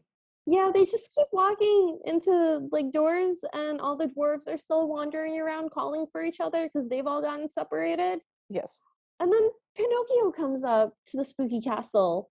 And as he enters, his shoe gets kind of caught on a nail, and a string detaches itself. And now he's got like a whole Ariadne ball of yarn situation for the labyrinth up Yeah. ahead. Yeah. It's just real weird. The prince is still calling for Cindy, by the way. He's in this haunted castle calling for Cindy, and they're triggering traps and stuff. Like they're in a dungeon and they're failing all of their spot checks. So the dwarves are calling each other's names in Granny. Yes. Prince is Philip is yelling, walking around yelling for Cinderella, and Pinocchio is just walking down a hallway yelling, "Help, my mama's in the well!" which again, that could be a really funny scene if they played it in sort of a hectic way, but they don't. They play it slow and sedately with really scary, like, music in the background. And it's all very grayscale, very And like horror vibe doors to it. keep opening onto like walls, or like it's a trapdoor instead, Yeah. and like it's just really wacky. And finally, everyone bumps into each other, and they're all there, all In the the same dwarves, room. Yep. Grandma and Philip and And Pinocchio. everybody's just in the same room now at the same time. And this is where Pinocchio's like, "Cindy's asleep and my mom is down the well. She played this game with us." And then he says the chant. Philip is like, "Ah, yes, it must be the widow." Yeah.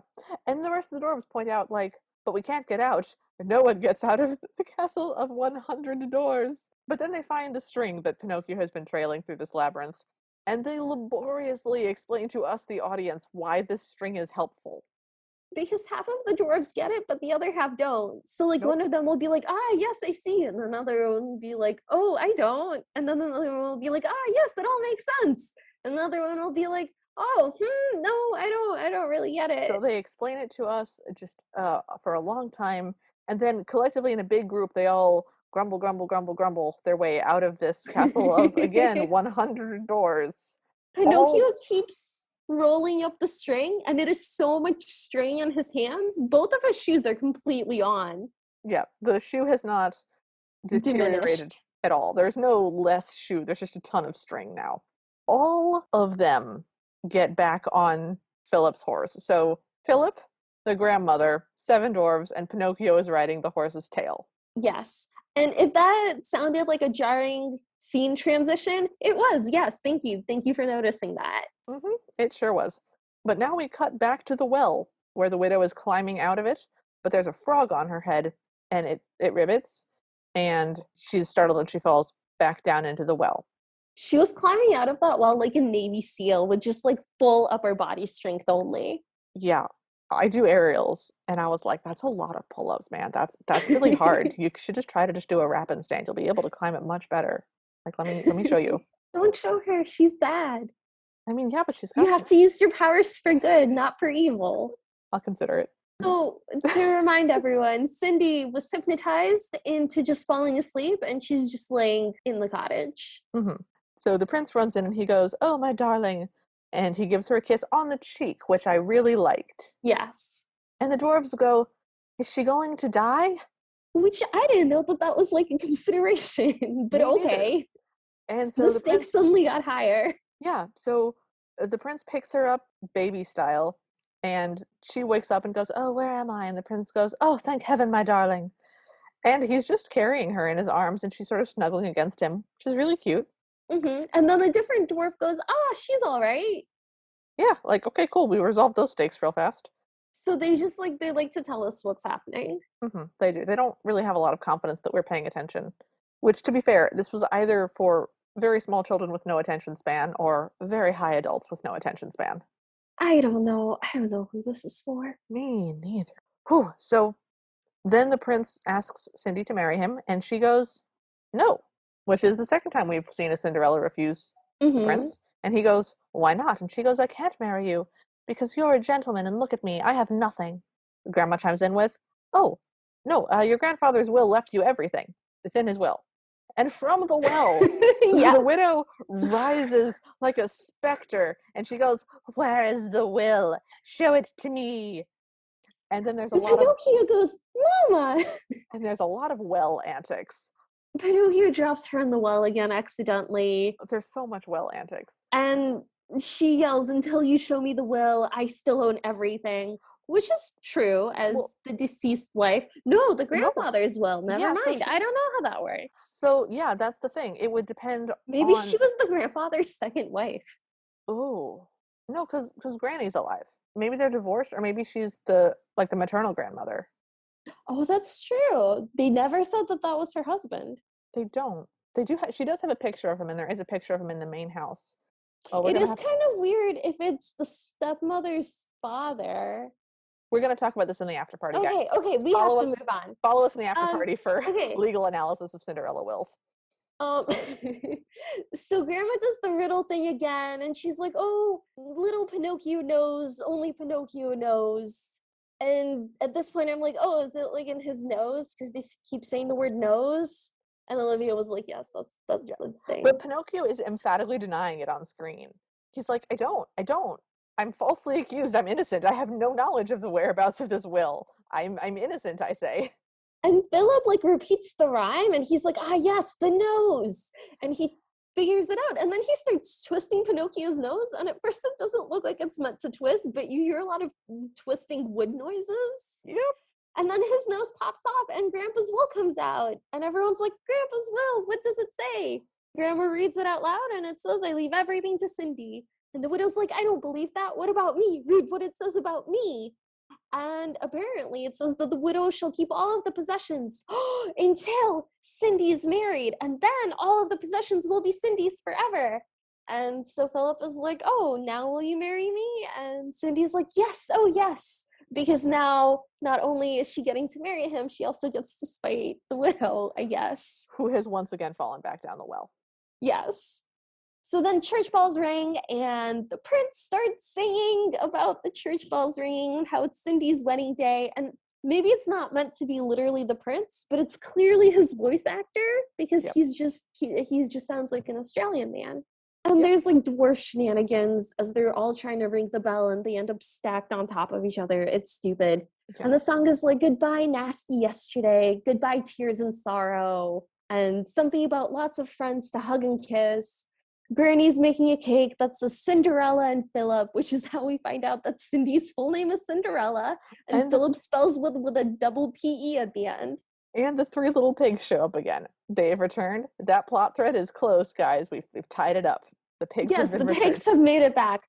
Oh, and we also get a shot of the widow and Bertha washing dishes, presumably in the kitchen. Mhm. All of the animals are invited. They're in the barn at the widow's house. Yep. And then we get to the last part of Grandfather's will. The dwarves interrupt the wedding to grimly announce that Cindy's grandfather carved them out of wood and they came alive for her and anyone else in need, but now they must go back and turn into wood, which they will do with the sound of the wedding bells. Which we've already heard, so So it happens now. now. Cindy looks horrified. Shuts a Nanny's cry. distraught. Eartha's like, oh no, Pinocchio, no. And he turns into wood while she's like standing next to him. And she's like, oh, will you still marry me? And nothing happens because he's made out of wood. And she starts to turn away. But then magically Pinocchio comes back to life No, and is like, she gives him a cheek kiss. oh, she does. Yes, Yeah. that also happens. And he goes, I'll be the best husband in the world. And his nose doesn't grow. So he really means that. Also, he's a real person now. He is no longer animated with ball and socket joints. He's But no he longer a is puppet. still a little bald man with 3 hairs on the top of his head and a really weird nose. Yes, but at least he's a person now and doesn't have, puppet joints. I guess. The mice bring the couple from the music box, the little wooden guy and girl, and they give it to Grandma, and Grandma puts it on the cake as a cake topper. And then they come to life again, and they dance as Cindy and Philip in their wedding outfits. Philip was wearing a very nice tuxedo. Mm-hmm. And they're dancing in front of the same weird sort of cutout flower background that we started this whole nonsense on.